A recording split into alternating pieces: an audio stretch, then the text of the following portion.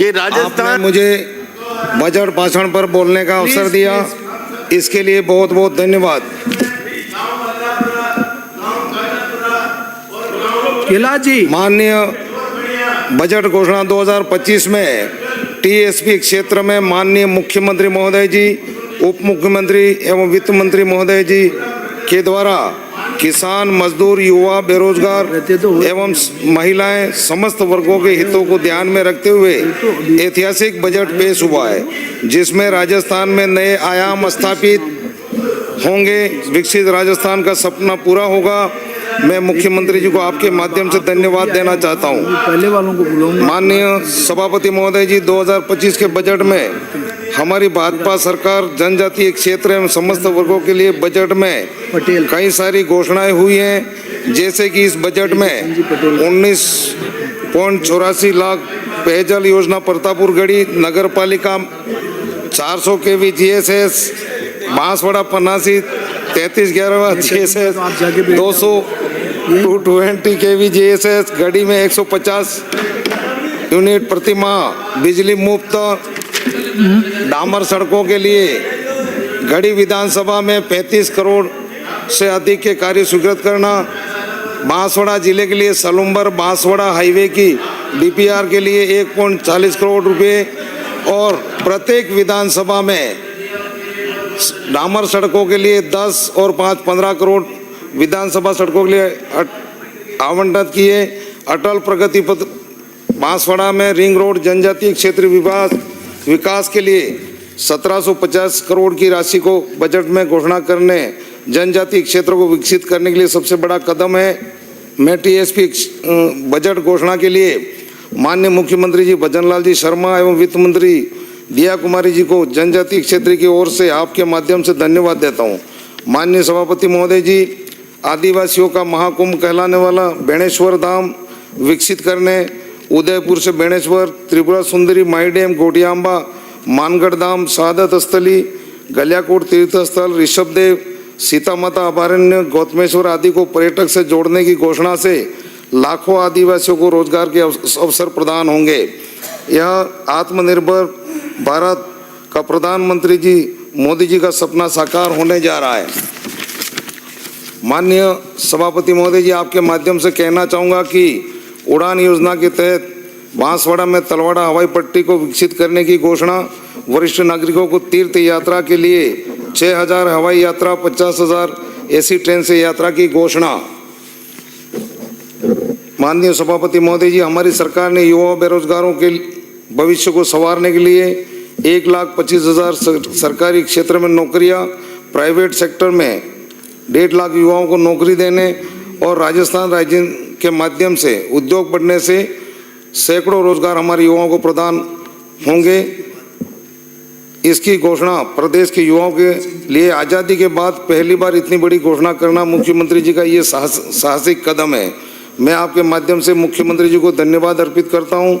माननीय सभापति महोदय जी, हमारे जिले एवं विधानसभा क्षेत्र में चिकित्सा स्वास्थ्य क्षेत्र को सुदृढ़ करने के लिए सागवाड़िया, आसोड़ा, आमजा, चांद्रवाड़ा, चौकला आदि गाँवों में PSC खोलने की घोषणा कर TSP क्षेत्र को विकसित करने की ओर बड़ा कदम है। जनजाति लोगों को नज़दीक के स्थान पर चिकित्सा लाभ मिलने की। माननीय सभापति महोदय जी, विश्व के नेता प्रधानमंत्री महोदय जी ने वर्ष 2014 में केंद्र में सरकार होने के बाद जनजाति परिवारों के 18,000 गाँवों में 46 लाख परिवारों को बिजली कनेक्शन मुफ्त दी, गैस कनेक्शन मुफ्त दिया, हर घर नल से जल योजना, गरीब को शुद्ध पानी पीने की व्यवस्था कराई। हमारी पार्टी ने सरकार में आने के बाद माननीय मुख्यमंत्री जी ने 1 वर्ष में हर वादा पूरा किया। 450 रुपये में सिलेंडर, घोषणा के अनुसार खाद्य सुरक्षा का पोर्टल खोला, PM आवास वंचितों को देने के लिए सर्वे कार्य प्रारंभ करना आदि वादे पूरे किए हैं। कांग्रेस सरकार के 5 वर्ष में इन सभी योजनाओं को बंद करने का काम किया। इनके पास जनहित की एक भी योजना नहीं थी। माननीय सभापति महोदय जी, मैं आपके माध्यम से यह कहना चाहता हूं कि हमारे राज्यपाल अभिभाषण के भाषण के दौरान हमारे डूंगरपुर के विधायक साथी और हमारे 84 के नए विधायक साथी के भाषण में कह रहे थे कि भारतीय जनता पार्टी आदिवासियों के खिलाफ पार्टी है। इनको यह पता नहीं है कि प्रदेश में पहली बार 1977 में स्वर्गीय भैरव सिंह जी शेखावत जी की सरकार बनी। गरीब के लिए अंत्योदय योजना लागू हुई। पहली बार गरीबों को लाभ मिलना शुरू हुआ। उससे पहले कांग्रेस एक तंत्र शासन में थी, परंतु इनके पास गरीब, किसान, मजदूर, युवा, बेरोजगार के नाम एक भी योजना कांग्रेस की नहीं थी। माननीय सभापति महोदय जी, जनजाति क्षेत्र के बलिदानियों का इतिहास, कांग्रेस के पास नाम निशान नहीं था। महान योद्धा राणा पूजा हो, नानाभाई खाट, कालीबाई, आदिवासियों के मानगढ़ धाम पर 1500 से अधिक योद्धाओं का नरसंहार आदि घटनाओं का कहीं भी वर्णन नहीं था, परंतु स्वर्गीय भैरव सिंह जी शेखावत जी द्वारा इन घटनाओं का इतिहास के पन्नों पर लाने का काम किया। डूंगरपुर में नानाभाई और कालीबाई मूर्ति का अनावरण पहली बार, पांडरवा में उदयपुर में राणा पूजा की मूर्ति की स्थापना भैरव सिंह जी शेखावत साहब के द्वारा की गई, जिसकी बाप के विधायकों को जानकारी नहीं है। मानगढ़ धाम, गोटिया अम्बा धाम, बेणेश्वर धाम, त्रिपुरा सुंदरी, आदिवासियों के प्रख्यात जितने भी तीर्थ स्थल हैं, इनका निर्माण भारतीय जनता पार्टी के शासन में हुआ। कांग्रेस की बी पार्टी बाप दोनों मिलकर आदिवासी युवाओं को भ्रमित कर रहे हैं। ये सब ज़्यादा चलने वाला नहीं है। इनसे क्षेत्र का विकास नहीं होगा। इन लोगों की वजह से हमारे वागड़ के विकास पिछड़ रहा है।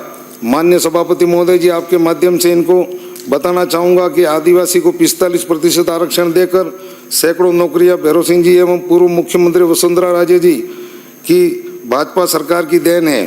कांग्रेस और बाप पार्टी को बताना चाहूँगा कि 1995 में पंचायती राज अधिनियम लागू कर स्वर्गीय भैरव सिंह जी ने पंचायती राज में जनप्रतिनिधियों को ST, SC, OBC का आरक्षण लागू कर जिला प्रमुख, प्रधान, जिला पंचायत सदस्य, पंचायत समिति सदस्य, सरपंच आदि जगहों पर चुनाव लड़ने का मौका देना भारतीय जनता पार्टी की देन है। भारतीय जनता पार्टी ने 0% अंक वालों को भी नौकरी दी। कांग्रेस के पास गरीब के लिए आज दिन तक कोई योजना नहीं है। कांग्रेस एवं बाप के लोगों ने आदिवासियों को भ्रमित कर सिर्फ वोट लेने का काम किया है, विकास का काम नहीं।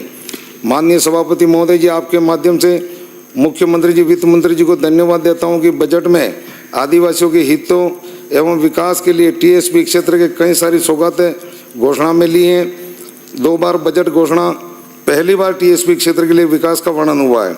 माननीय सभापति महोदय जी, आपके माध्यम से मांग रखता हूं और मुख्यमंत्री जी का ध्यान आकर्षित करना चाहता हूं कि जनजाति विभाग के माध्यम से सिंचाई के लिए सौर ऊर्जा चलित लिफ्टें, ST कृषकों को कुएं गहरे करने, मरम्मत के लिए व्यक्तिगत लाभ की योजना लागू करना, विद्यालय क्रमोन्नत करने, नए बालिका विद्यालय खोलने, कोहला घाटी से सरवाला डबल पट्टी सड़क, बछड़िया से दशहरा, आजना से गलियाकोट पुल तक, गढ़ी से अरतुणा, नया तालाब से भीमकुंड, रामकुंड आदि डबल पट्टी रोड आवश्यक है, उन्हें स्वीकृत कराने हेतु निवेदन है। माननीय सभापति महोदय जी, मेरी विधानसभा गढ़ी और सागवाड़ा के बीच में लंबी दूरी होने की वजह से माही नदी पर एक पुल की आवश्यकता है। बांसवाड़ा, डूंगरपुर, गढ़ी और सागवाड़ा विधानसभा दोनों के बीच में दोनों जिलों को जोड़ने के लिए कटकेश्वर महादेव मंदिर पर दोनों तरफ पुल, वजागरा पुल, रोहिड़ा, उलाई, पनासी बड़ी एवं राजस्व गांवों को डामर से जोड़ना आवश्यक है। पंचायत समिति तलवाड़ा में माकोद, बड़गांव पुल, घंटाला, रगावा पुल, देवलिया नदी पर आदि स्थानों पर नदी नालों पर पुलिया निर्माण करने की मांग रखता हूं। माननीय सभापति महोदय जी, आपने मुझे बोलने का मौका दिया, आपको बहुत बहुत धन्यवाद। गोविंद प्रसाद जी 48। माननीय सभापति महोदय,